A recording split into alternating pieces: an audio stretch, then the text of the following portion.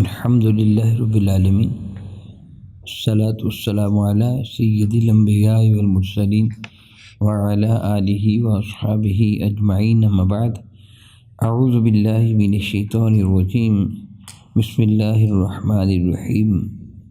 بحمد اللہ تعالیٰ کہ رب کائنات کے احسان اور کرم سے آج آپ اپنا سبق سماعت فرمائیں گے سورۃ النساء کی 106 نمبر آیت شریفہ سے آگے ملاحظہ کیجیے۔ اعوذ باللہ من الشیطان الرجیم، بسم اللہ الرحمن الرحیم۔ ولا تجادل عن الذین یختانون انفسهم ان اللہ لا يحب من کان خوانا اثیما۔ ولا تجادل، اور نہ جھگڑا کیجیے، عن الذین، ان لوگوں کی جانب سے کہ یختانون انفسهم، جنہوں نے اپنی جانوں کو خیانت میں ڈالا۔ ان اللہ لا يحب، بے شک اللہ تعالیٰ جل وعلا پسند نہیں فرماتا، محبت نہیں فرماتا، من کانا خوانا اثیما، جو بھی خائن دھوکہ باز ہے اور گناہ گار ہے، اللہ تعالیٰ جل وعلا اس کو پسند نہیں فرماتا، اس سے پیار نہیں فرماتا۔ قبل ازیں آپ یہ سن چکے ہیں کہ حضور سید عالم صلی اللہ تعالیٰ علیہ وآلہ وسلم کے حضور ایک مقدمہ پیش ہوا تھا۔ طامہ بن عبیرک نامی ایک شخص نے حضرت عبد الرحمن بن عوف یا ان کے چچا کا کچھ سامان چرایا تھا، ایک بوری آٹے کی اور زرہ وغیرہ، یہ آپ قبل ازیں سن چکے ہیں۔ میں نے یہ بتایا تھا کہ واقعات میں تھوڑا اختلاف بھی ہے۔ خیر، وہ شخص جس سے چوری کی تھی اس نے الزام یہودی پہ لگا دیا تھا، اور ایک روایت میں حضور علیہ السلام کے صحابی حضرت سیدنا لبید رضی اللہ تعالیٰ عنہ پر الزام لگا دیا تھا، جو بڑے ہی شریف النفس انسان تھے۔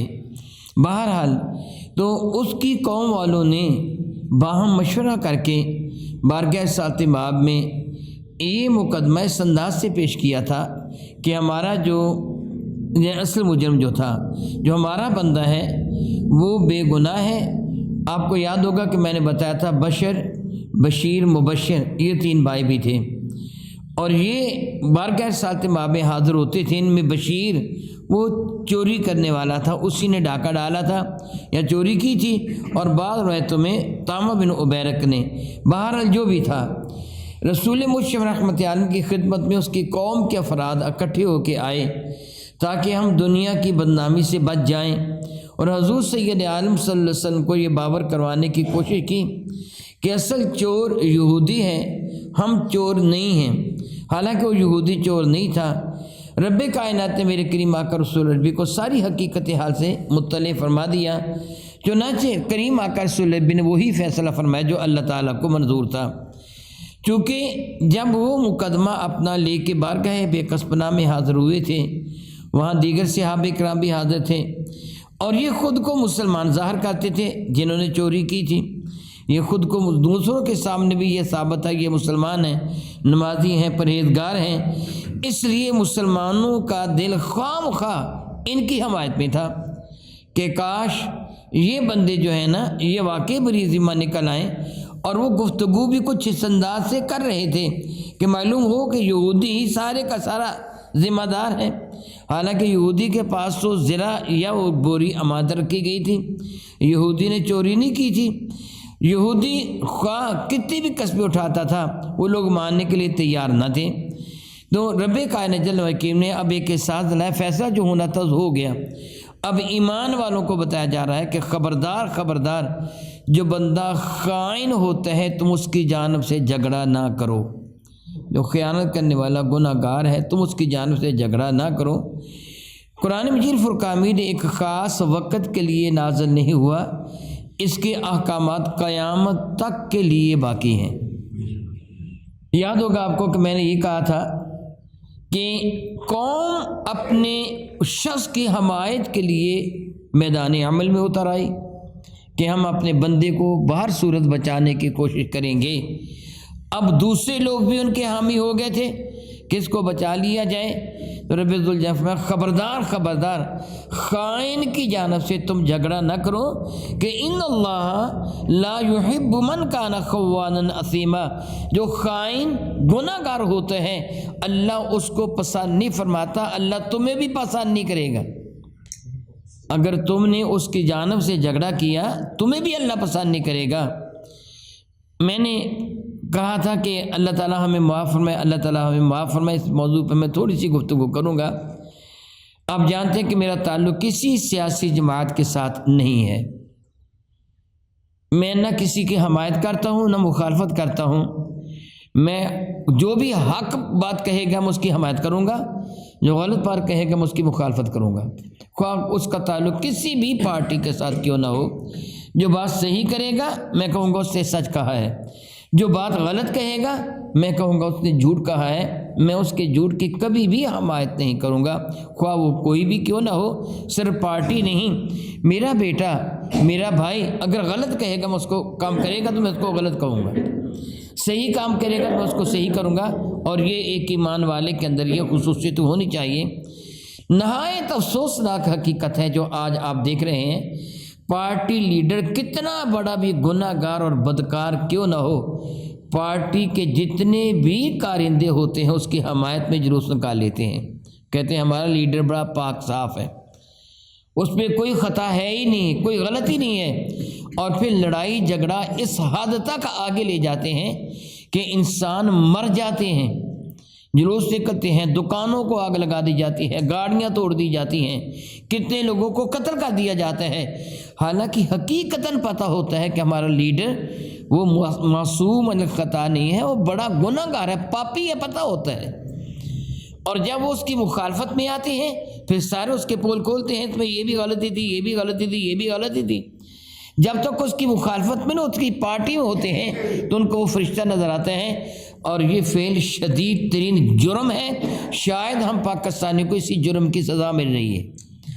ہم اپنے ہر اس غلط لیڈر کی حمایت کے لوٹ کے کھڑے ہو جاتے ہیں، خواہ کوئی بھی ہے، مجھے اس سے کوئی غرض نہیں ہے، لیکن آپ یہ یقیناً میری بات کی تصدیق کریں گے کہ کوئی بھی لیڈر، سیاسی لیڈر، جب وہ کوئی ایسی بات کہتا ہے تو اس کے چاہنے والے سارے کے سارے اس کی حمایت کرتے ہیں اور یہ ثابت کرتے کہ ہمارا لیڈر سب سے زیادہ سچا ہے، حالانکہ پتہ ہوتا کہ ہمارا لیڈر کرپٹ ہے، یقیناً کرپٹ ہے، یقیناً کرپٹ ہے، پتہ ہوتا ہے، لیکن پھر بھی اس کی حمایت میں نکل کھڑے ہوتے ہیں، اور پھر جو مر جاتے ہیں ان کو شہید کہتے ہیں۔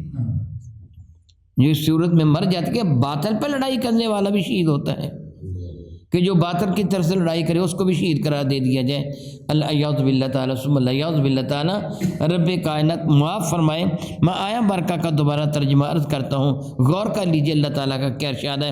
ولا تجادل، اے ہر سننے والے قیامت تک کے لیے تو ہرگز جھگڑا نہ کر، بحث نہ کر، عن الذین یختانون انفسہم، ان لوگوں کی جانب سے کہ جنہوں نے اپنی جانوں کے ساتھ خیانت کی ہے، یعنی جو حق پر نہیں ہے، جو غلطی پر ہیں۔ ان اللہ لا یحب من کان خوانا اثیما، اللہ تعالیٰ کسی بھی خائن گناہ گار کو کبھی بھی پسند نہیں کرتا ہے۔ معاذ اللہ معاذ اللہ معاذ اللہ معاذ اللہ۔ اگر اس معیار پہ پرکھنا چاہیں تو آپ کو شاید ہی کوئی سیاستدان ایسا ہوگا عمومی طور پر کہ جو معیار شریعت پر پورا اترتا ہوا آپ کو نظر آئے، جو حضور کی سنتوں کو اپنانے والا ہو، جو فرائض کو ادا کرنے والا ہو، جو جھوٹ سے گریز کرنے والا ہو۔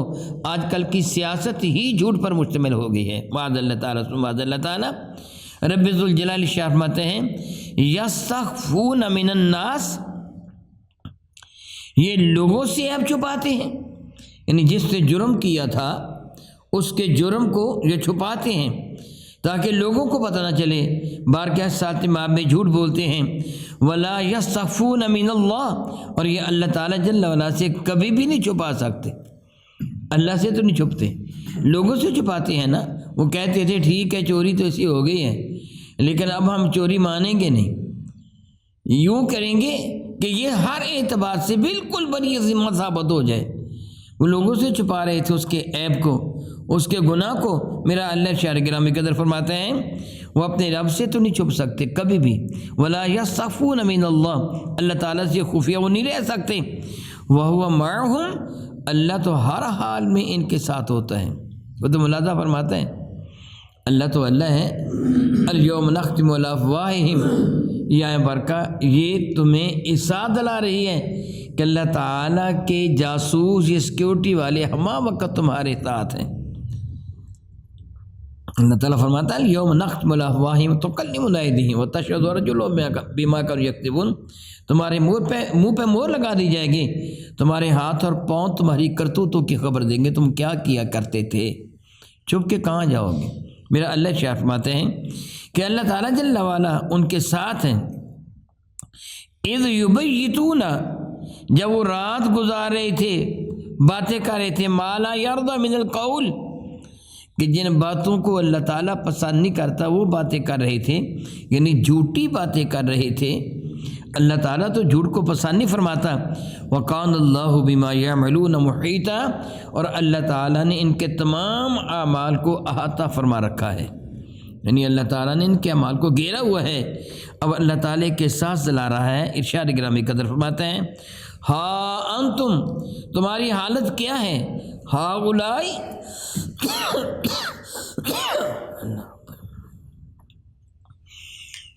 ہا انتم ہا اولائی، تمہاری حالت کیا ہے، یہ کہ جادلتم عنہم فی الحیات الدنیا، کہ تم لڑائی کرتے ہو، جھگڑا کرتے ہو ان کی جانب سے دنیا کی زندگی میں.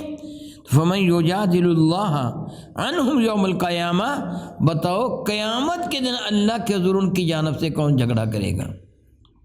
سوچ لو، ہم اپنے لیڈروں کی جانب سے بڑا جھگڑا کرتے ہیں، لڑائی کرتے ہیں، دوسروں کو معلوم نہیں کیا سے کیا تک ہم القابات دے دیتے ہیں اور ان کو کار مذلت پہ ڈھالتے ہیں اپنے لیڈر کے مد مقابل کو جو بھی کوئی ہوتا ہے.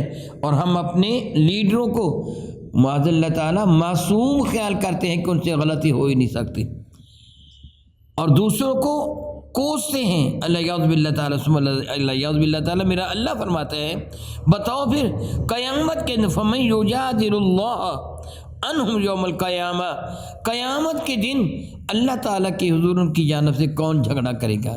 کیا قیامت کے دن جھگڑا کرو گے؟ ام یکون علیہ وکیلا، تو کون قیامت کے دن اللہ تعالیٰ کے حضور ان کا کارساز ہوگا. ارشاد گرامی قدر فرماتے ہیں یاد رکھو وَمَن يَعْمَلْ سُوءًا أَوْ يَظْلِمْ نَفْسَهُ، جس کسی نے گناہ کا کام کیا یا اس نے اپنی جان پر ظلم کر لیا، ثُمَّ يَسْتَغْفِرِ اللَّهَ، پھر اس نے اپنے رب کے حضور سچے دل سے توبہ کی، تو پھر اس کا نتیجہ کیا ہوگا؟ یجد اللہ غفور الرحیم، وہ اللہ کو پائے گا کہ اللہ تعالیٰ اس کے سارے گناہوں کو معاف فرما دے گا. یعنی تم سے یہ غلطی ہوگی. صحابہ کے ساتھ دلایا جا رہا ہے ان کے بنو ظفر، وہ جو قبیلے کے افراد تھے ان میں جو صاحب ایمان ہیں، ان کو ساتھ دلایا جا رہا ہے کہ تم نے اس خائن کی حمایت کر کے جرم کیا ہے. اب تمہارا پروردگار اپنی شان کریمی کے لائق تمہیں ارشاد فرما رہا ہے کہ تم سچے دل سے توبہ کرو، تمہارے گناہ معاف کر دیے جائیں گے. یعنی الحمدللہ تعالیٰ ثم الحمدللہ تعالیٰ رحمت کا، بخشش کا دروازہ کھلا ہوا ہے، توبہ کا دروازہ ابھی بند نہیں ہوا ہے. تم اپنے جرم سے توبہ کر لو، اللہ تعالیٰ معاف فرما دے گا. ارشاد گرامی قدر فرماتے ہیں وَمَن يَكْسِبْ إِثْمًا فَإِنَّمَا يَكْسِبُهُ عَلَى نَفْسِهِ، جو بھی کوئی گناہ کا کام کرتا ہے اس کا گناہ اس کے ذمہ ہے. یعنی جو مجرم ہے اس کے جرم کی سزا اسے ملے گی. یہ تو نہیں کہ جرم ایک نے کیا سزا دوسرے کو دے دی جائے. ہاں یاد رکھو، جب تم مجرم کی حمایت کرتے ہو، ملزم نہیں، ملزم وہ ہوتا ہے جس پر الزام ہے، اور مجرم وہ ہے جس نے جرم کیا ہے. جرم کرنے والا مجرم، جرم کرنے والا ملزم جس پر الزام ہے. مجرم جس نے جرم کیا ہے وہ ملزم نہیں ہے، مجرم ہے، اس پر جرم ثابت ہو چکا ہے، وہ جرم کرنے والا ہے. تو تم مجرم کی حمایت کرو گے تو پھر تم بھی مجرم ہوگے. کیونکہ مجرم کی حمایت بھی جرم ہے۔ رب کائنات فرماتے ہیں جس کسی نے گناہ کا کام کیا اس کا گناہ اس کے ذمہ پر ہے۔ وَكَانَ اللَّهُ عَلِيمًا حَكِيمًا، اور اللہ تعالیٰ جل وعلا علم اور حکمت والا ہے۔ وَمَن يَكْسِبْ خَطِيئَةً، جس سے کوئی گناہ کا کام کیا، او اثم، کوئی بھی جرم کیا، ثُمَّ يَرْمِ بِهِ بَرِيئًا، اور پھر اس کو رمی دور سے کوئی چیز مارنا پھینکنا، پھر یہ الزام لگا دیا کسی ایسے شخص پر بریئا جو اس گناہ سے بری ذمہ تھا، یعنی کسی بے گناہ پر الزام لگا دیا، جرم خود کیا، جرم کر کے نام کسی اور کا لگا دیا، فقد احتمل بہتانا و اثما مبینا، بے شک اس سے اٹھایا بہت بڑا بہتان اور بہت بڑا گناہ اس نے اپنے ذمے لے لیا، جس سے خود جرم کیا اور یہ جرم کسی اور کی طرف منسوب کر دیا۔ اللہ یعوذ باللہ تعالیٰ ثم اللہ یعوذ باللہ تعالیٰ، جب تک وہ سچے دل سے توبہ نہ کرے رب کائنات معاف نہیں فرمائے گا۔ او کما قال اللہ تبارک و تعالی واللہ تعالی اعلم باسرار کتابہ۔